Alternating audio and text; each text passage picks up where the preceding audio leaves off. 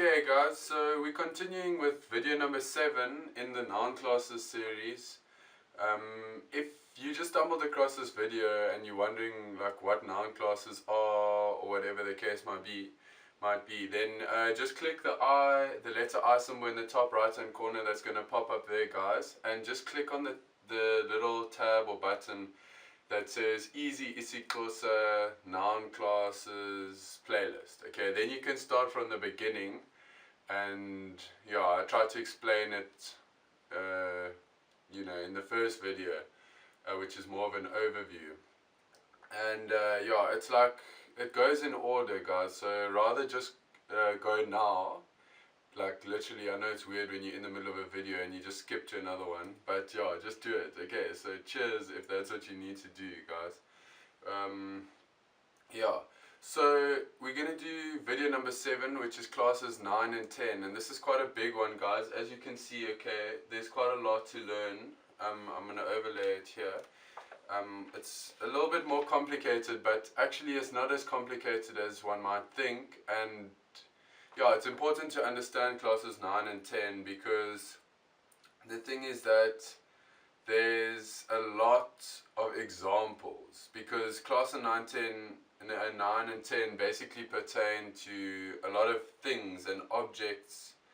Yeah, like quite a big mix of things like animals and objects and things like that. Okay, so yeah, you'll learn these as we go along guys. Like I was saying, I recorded the other videos yesterday, so it's morning, I'm just trying to finish this off.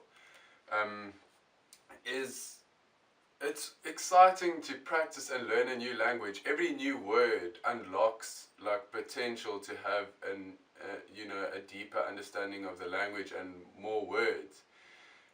Humans love language, so yeah, we just need to learn these guys. So basically there's 4 different I suppose subgroups within these 2 classes. Obviously class 9 is the singular and class 10 is the plural, but there's different examples for each. As you can see here guys, it's written out here.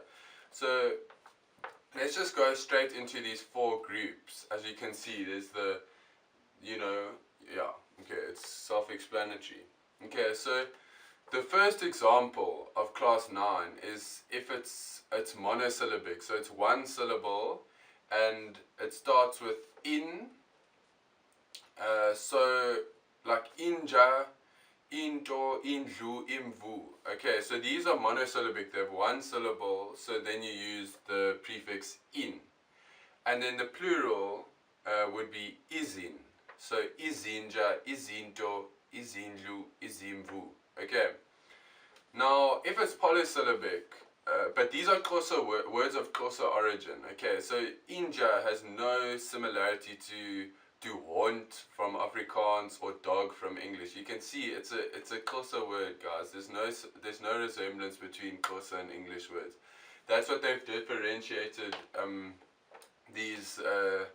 there's 3 groups that are all like nouns of Xhosa origin, and then there's one which has a slightly different trend, and that's borrowed words, because some of the words in Xhosa come from other languages. Like for instance, when the English and Afrikaans came to South Africa, they brought certain words and concepts and things that maybe Xhosa people hadn't encountered before, just like it's the other way around, So yeah, on to the next one, polysyllabic. So that's ones with 2 or more syllables. So for example, Tombi, Gwadi and Daka, those are obviously, you can see they've got 2 syllables. So it's in Tombi, in Gwadi and in Daka. So you can see that actually the singular form is still the same. You're using in. That is the noun prefix, guys, in, for the singular.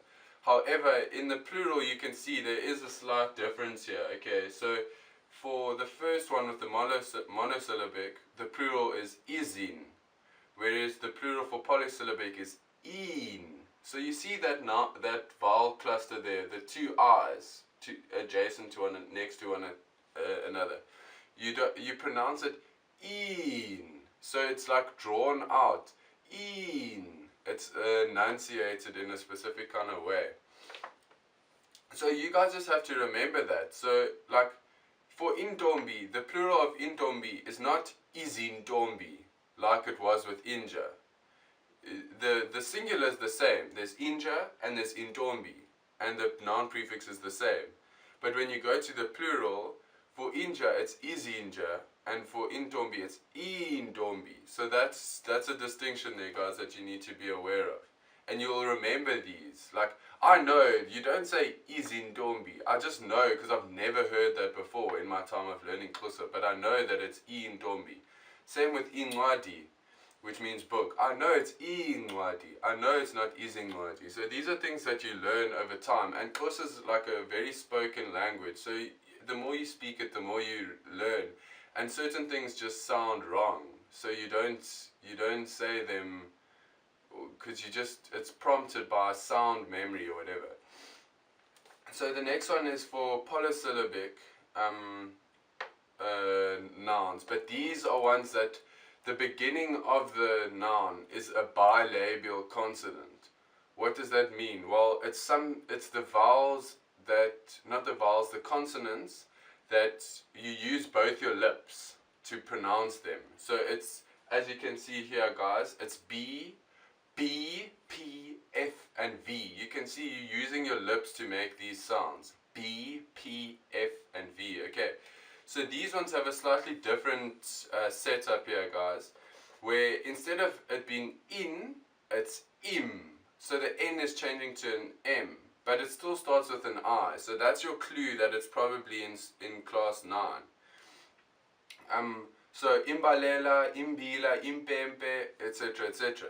Now this one, all you have to do to make it into plural is you add another I. So instead it's imbalela, imbila, impempe. So you can see, guys, here once again what's going on there, guys. Now, the last group is borrowed words, okay? So these, it's just a simple I in the beginning. So, I desika, I festile, I moto, I basi. So you can see that these words are derived from English or Afrikaans words. So desika comes from desk in English. Festile comes from venster, which means window in Afrikaans. And you can see like ilokwe comes from rock in Afrikaans. So you can see that there's weird like tafile could come from tafel in Afrikaans, which means table. You see what I'm saying, guys? So there's borrowed words, and for these the plural is just a double I. I desika, I festile, I moto. Okay. So yeah, guys, I mean, these are like, this is quite a big like class to learn, like class 9 and class 10. They're quite big, and there are some confusing elements, so I want to make sure that these are clarified.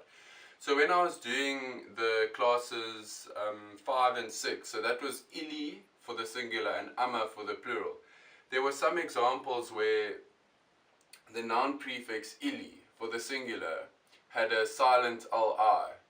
So for example, when I was doing ihashe and things like that, it wasn't ilihashe, it was just ihashe.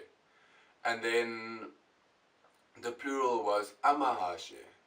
So now it's clear, hashe,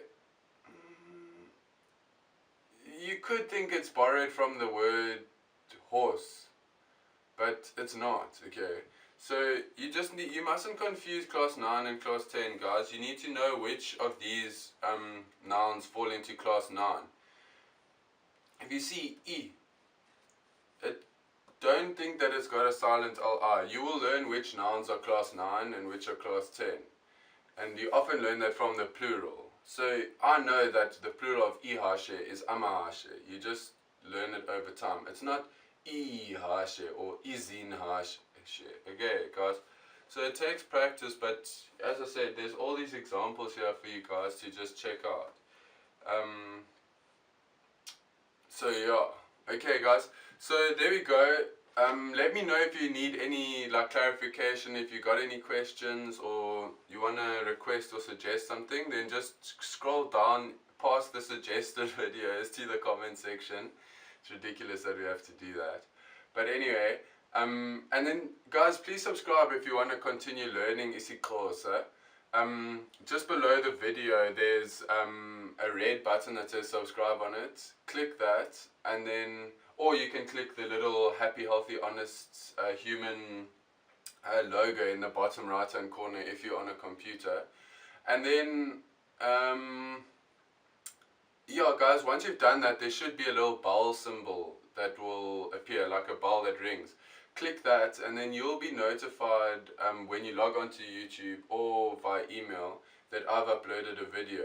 Now I know that might not be for everyone, but if you're really interested in learning Xhosa, then it will just help you to remind you every now and then. Because you might get sidetracked for a few weeks or months and you don't watch, and then suddenly you see a notification there and then you think, hey, I actually really want to get back into learning Xhosa, and then it will just help you out like that, guys. So do that if you're keen, and then finally just give me a thumbs up if you enjoyed this video and you're enjoying learning isiXhosa. So yeah guys, enkosi kakhulu, thank you for watching, all the blessings, and I hope you have a wonderful day. Peace.